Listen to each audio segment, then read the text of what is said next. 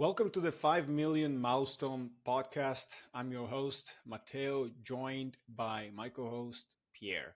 Today, we are thrilled to have a guest who's not just talked the talk, but walked the walk in building a successful IT services company. Martin Joseph is the founder and CEO of 360 IT Partners. And he's joining us to share his journey from a college student working nights at a grocery store to building a multi-million dollar managed IT service company. Martin's experience spans decades, but his approach to business growth and adaptation is as relevant today as ever. Martin, welcome to the show. Thank you, Matteo. Thank you, Pierre. Martin, your journey from college student to successful IT entrepreneur is truly fascinating. When I hear stories like yours, I'm always struck by how those early experiences shape a person's career. I'm particularly curious about how your experience working at that small computer company during your college years influenced your approach to founding 360 IT Partners. And it's not every day we meet someone who's successfully breached the gap between hands-on technical work and business strategy. So, I'd love to hear from you if you could take us back to those early days and tell our listeners about your journey starting from your college days in the mid 80s when you were working at that small computer company and how that experience combined with your business education shaped your approach to founding and growing 360 IT Partners. Yeah, Matteo, thank you so much. It's been a heck of a journey, and man, I tell you, I'm very humbled to have been on the journey, and it was a tremendous amount of work that it took to be able to achieve what I was able to achieve. But it started, like you said, back in the mid '80s. I had met this man who came into the grocery store, just about every night to get milk, eggs, and bread. And over time, you get to know your customers, and I got to know him by name, and I asked him what he did, and he said he had a computer repair company, and I knew it was computers were going to be the future, and it was the mid '80s, and so I was interested. I was working my way through college, and I wasn't born with a silver spoon in my mouth, so I had to work my way through college and lived on my own and worked a full-time job and went to school full-time. I couldn't even really afford to go to college, so I went to a HBSU called Norfolk State University, and I got $1,000 minority grant for being Caucasian my first year of college, and so um, it was a bit of a struggle, but I made it through. And I approached the guy who owned the computer repair company and went to go visit him one day and told him I wanted to learn more about computers, and asked him if he'd be willing to take a chance on me and teach me as much as he could about the computer business, and if he matched what they were paying me at the grocery store, I'd really help him grow his company. And he took a chance and he hired me, and I started learning as much as I could about the computer industry at the time. And back in the mid '80s, you could really be a computer expert. I mean, this is the time when you had the IBM Selectric typewriter being replaced by the PCXT computer, which was an 8-bit microprocessor. And for some of the older audience members, you remember back when hard drives were like the size of a brick, and they'd only have like 10 or 20 megabytes. So it was the prehistoric days of computing, let's just say that. And anyway, I was really blessed to be able to work my way through college and get my degree in business, marketing specifically, and business. And it was those marketing and accounting courses that really helped shape my future. And being able to go to work for a small business and wear all the hats in that company to learn as much as I can without taking on all the risk was a huge benefit for me in my early days. Yeah, that's an impressive story, Martin. And one thing that's I find kind of interesting as well is, you talked right away about the importance of knowing your customer, but you weren't even in sales, right? In that grocery store role, you were just kind of manning the cashier, if I'm remembering correctly. And was this something that was sort of natural for you to kind of try to build relationships, or is that something that you were trained on, or it's just something that you did because that's what you did? I think it was just in my DNA. It's in my personality. I love people. I love to interact with people. I started at that grocery store bagging groceries my senior year in high school, and worked my way up through the frozen food and dairy department for, a few years. I worked there, and then I got promoted to be the night manager of the store. And it was just being outgoing and taking an interest in people, and just working hard and doing a good job. Those are the type of traits that really help people get along in this world. Yeah, no, absolutely. And kind of sort of fast forwarding a little bit here, kind of you've grown 360 IT partners to from like essentially $1 million in revenue in 2003 to $10 million today. So can you walk us through some of the key inflection points in that growth journey and sort of particularly focusing on the challenges and strategies when crossing the $2 million revenue where a lot of IT services companies are, and even kind of beyond, passing that 5 million revenue milestone? Yeah. You know, um, it's been a heck of a journey. I mean, it seemed like we got to nearly $1 million in revenue. And, we started the company in 1995, or I did.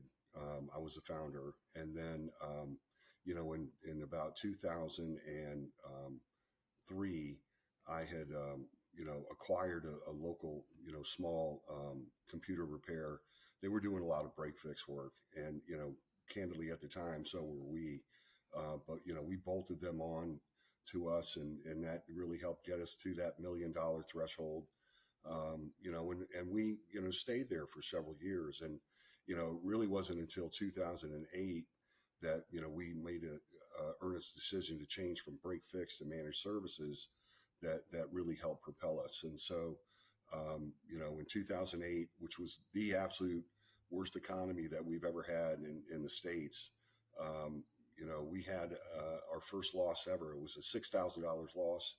But, considering how many people were going out of business, we thought that was a big win. And then we also risked going to managed services. But going to managed services and creating a reoccurring monthly revenue stream was absolutely the primary catalyst in us being able to achieve the kind of growth that we've been able to do. And so, it was that time when I decided that everything that we were going to get involved with had some type of recurring revenue with it.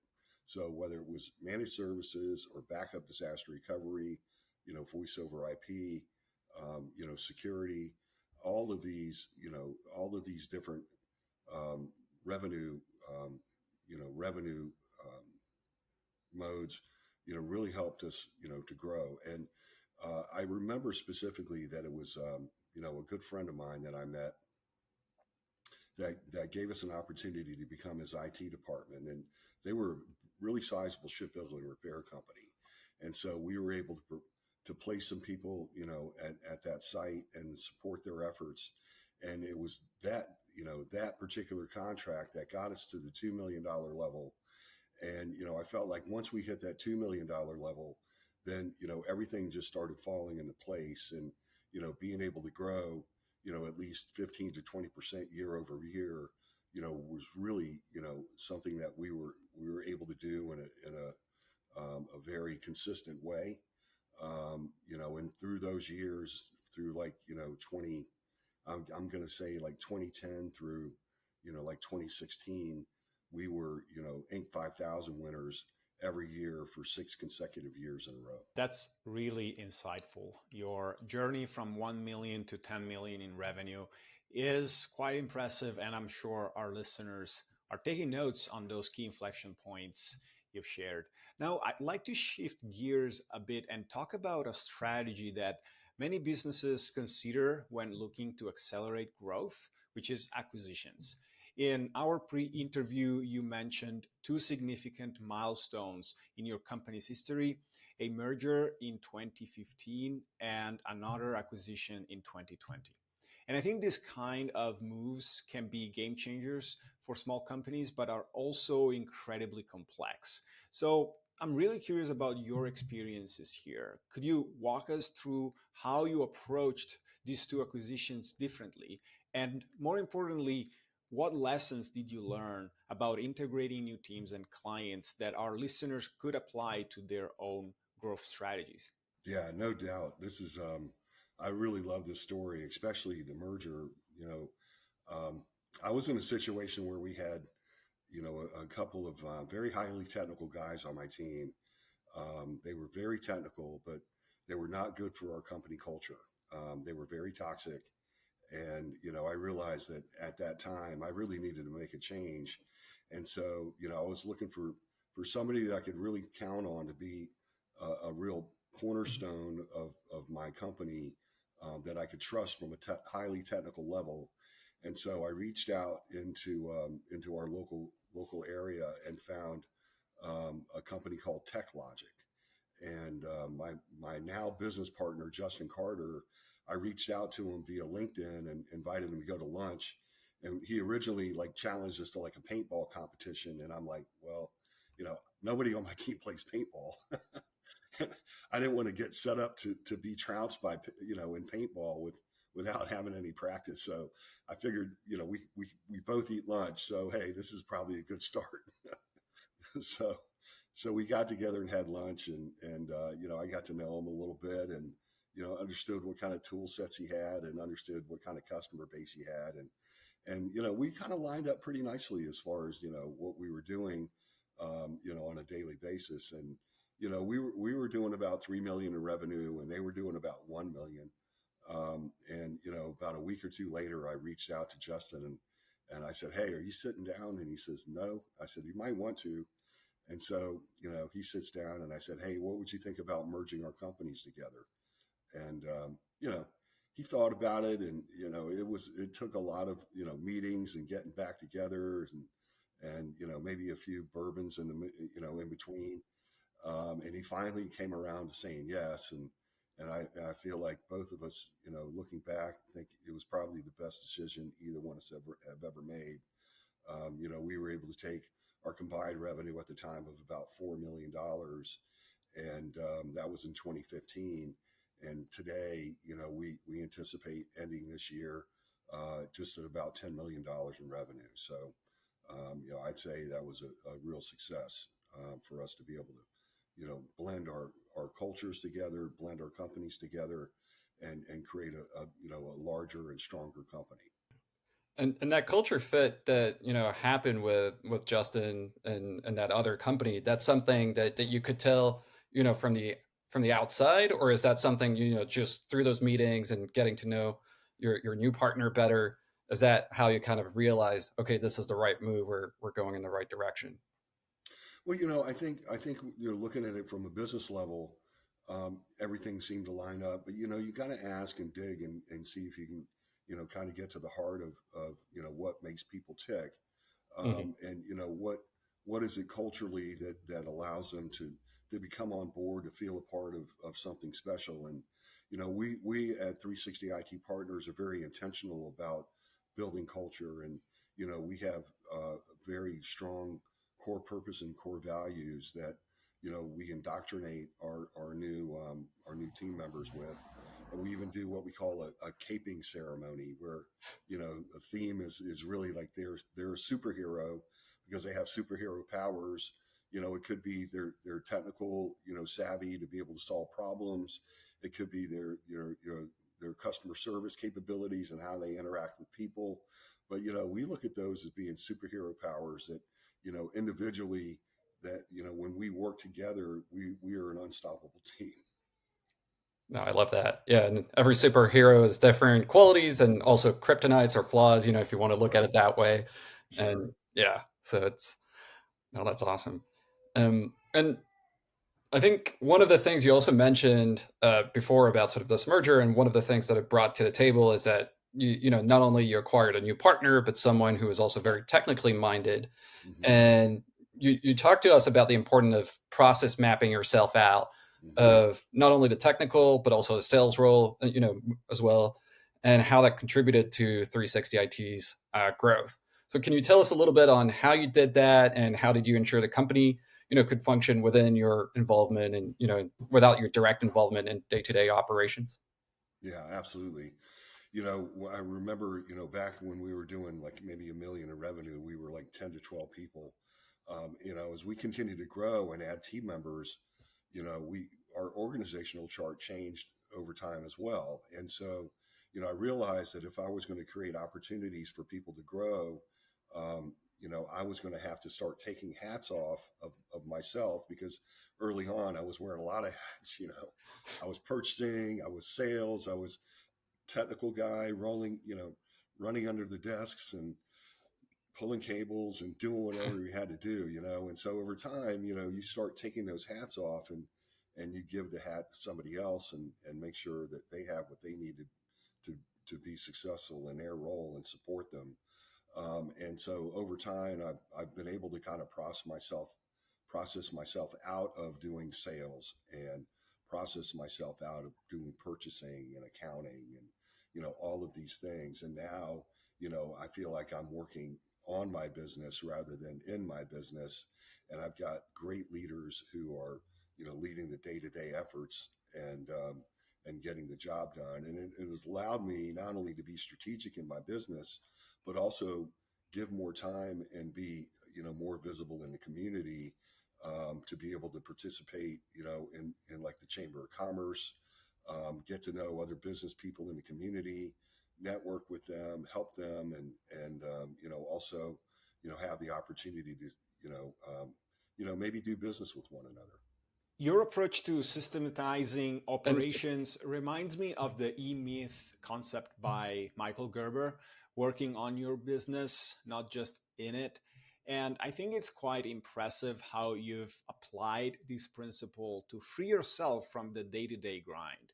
I've seen many businesses struggle with this transition, often getting stuck in the quote unquote founder's trap, where the company can't grow beyond the owner's personal capacity. Speaking of growth, there is another aspect I'm eager to explore here with you.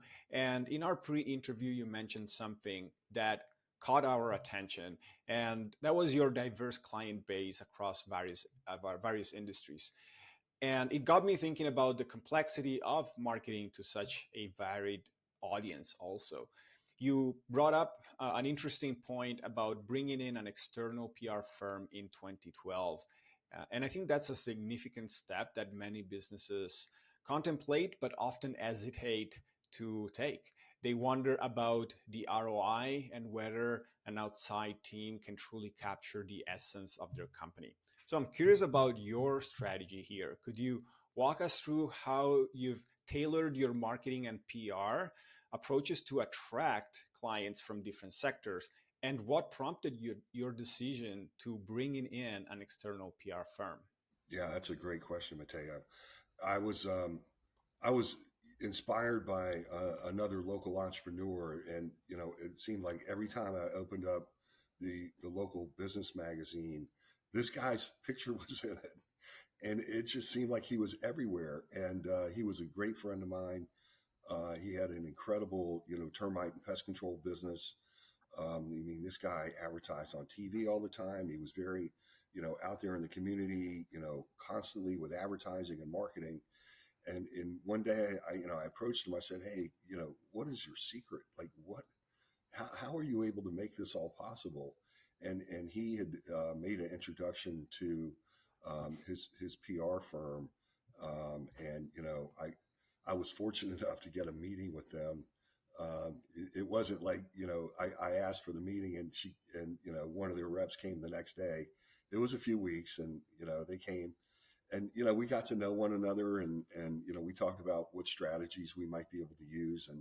And honestly, we really haven't spent a ton of money in marketing our company, but the perception is that we spend a ton of money marketing, and it's just the fact that we get recognized for awards like top places to work, and small business of the year, for the region, for the chamber, top growth companies, Inc. 5000, Fantastic 50 for the state of Virginia. All these awards, get publicity, and help get our name, in the forefront. And so, all these things kind of come together, and you know, I've become very good friends with the owner of this PR firm, and she's brilliant.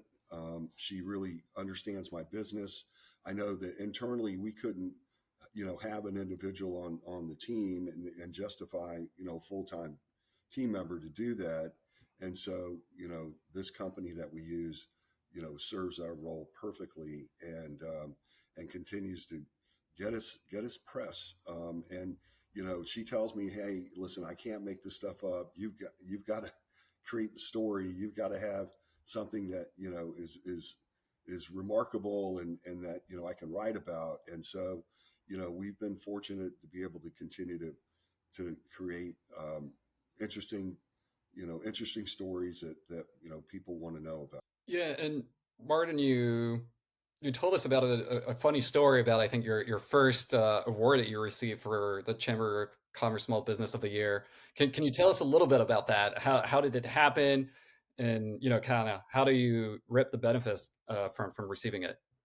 Oh, wow, that was a game changer. It was in 2013, and our relationship just was pretty early with our PR firm. And it was an application we went through for Small Business of the Year, and we submitted it. And we didn't think much of it. And about a month or two later, people from the Chamber of Commerce came to my office, and they awarded us the Small Business of the Year for the city of Virginia Beach, where we live. And they came in with flowers, and it was really nice. And then there was a luncheon that was going to take place a month later.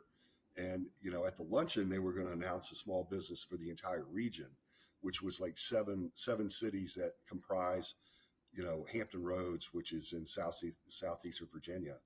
And so at this luncheon, they announced that we were the winner of the entire region. And along with that win, we got like a $12,000 prize package.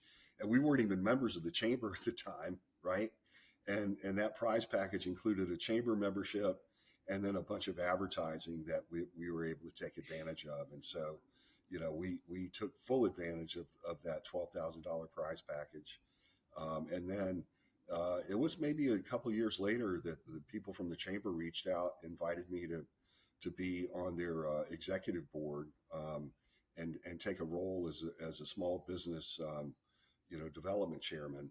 And so I did, and that role led me into becoming the treasurer, and then the vice chair, and then ultimately the chair of the chamber, which is we have an extremely active and vibrant chamber here in Hampton Roads, southeast of Virginia. And I was really fortunate to become the chamber chairman of the board. So that was really cool. That was in 2019.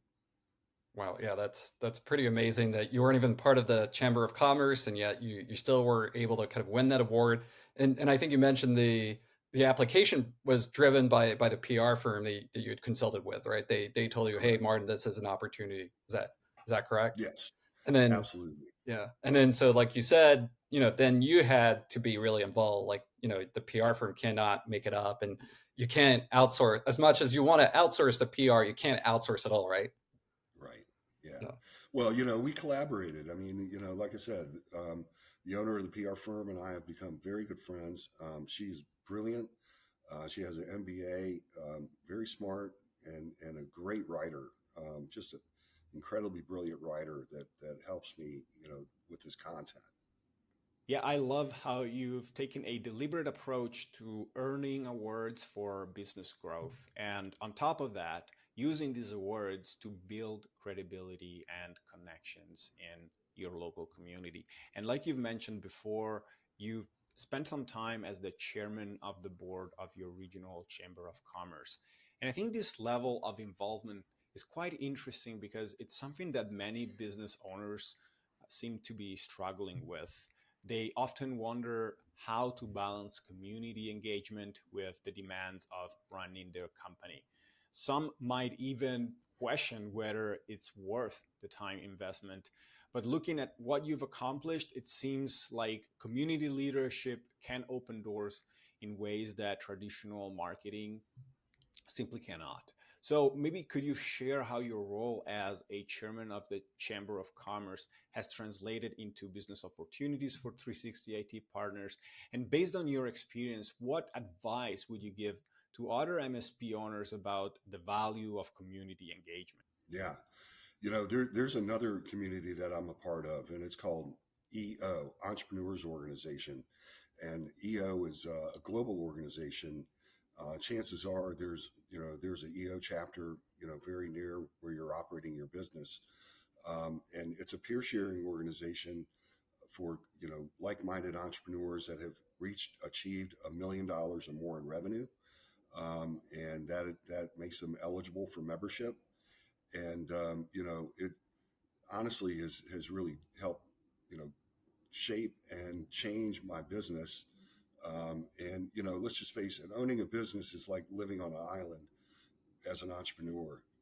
There's not really a book that you can turn to, even though there are some great books like E-Myth and Good to Great. Those were very inspirational for me. But having, a team of peers that I can look at, very much like a board of directors, and help me with some of the difficult decisions that I'm making. There are people that have crossed the bridge prior to me. Their experience share can help me kind of help shape my decisions. Understanding what their experiences out and outcomes were, really helps me, make decisions that are going to be very effective for my business and hopefully give me the outcome that I'm wanting to achieve. Yeah, and it's usually quite lonely at the top, right? And you don't always have someone, with whom you can share ideas with, or that, if there's sensitive decisions you have to make, this is where having a peer group is super helpful. Absolutely. Yeah. And another thing we wanted to talk about is, your unique experience and background with technical work as well as a formal business education. And so, in your experience, in your leadership work and observing the industry, how critical is this balance for MSP owners, looking to scale beyond $5 million in revenue? Yeah, absolutely critical. And I look back and I think the only computer in my company I'm allowed to touch is my own now, and which is a great thing. And I've got so many talented people on my team.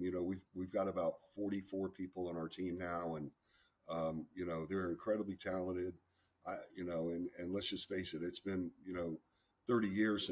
almost 30 years since I founded my company. And again, we talk about operational maturity. There's a life cycle that companies go through over time. And again, I'm trying to create opportunities for people to grow and earn a living and a lifestyle and a career that is really going to be rewarding and very satisfying for them and their families. And so I'm finding that I need to get out of the way and um, being able to be strategic and use my accounting training and look at numbers. And when I look at a P&L and a balance sheet, I'm able to see a story. A lot of other people are just looking at numbers, and to me it tells a story. And being able to understand your numbers in a way that you're able to interpret that story and change things to help get the outcome that you want is really a game changer in business. All right. Well, we covered all our questions for today's episode, Martin. Thanks so much for all that you've shared, and kind of going from the very beginning of learning and kind of being really really willing to grow, take some risks, and founding your own business when you saw that there wasn't going to be any more growth that you could get at that stage, and then kind of from process mapping yourself out, outsourcing what you can, and kind of getting involved in the community as much as you can, and building a great company culture as well. And whether it's for the employees that you hire or the business partner that you work with. Yeah, thanks so much for sharing all of this. I guess just where can people find you online? Yeah. Yeah. So I think the best way is, either go out to my website, 360itpartners.com, or you can find me on LinkedIn, Martin Joseph, connect with me that way. And happy to make some new connections. Yes, Martin. Thank you so much for sharing your journey with us today. Your story is truly inspiring. And to all our listeners, If you enjoyed this episode, please don't hesitate to subscribe to the 5 Million Milestone podcast and share this episode with a fellow entrepreneur who might benefit from it. Until next time, this is Matteo with Pierre. Thanks for listening.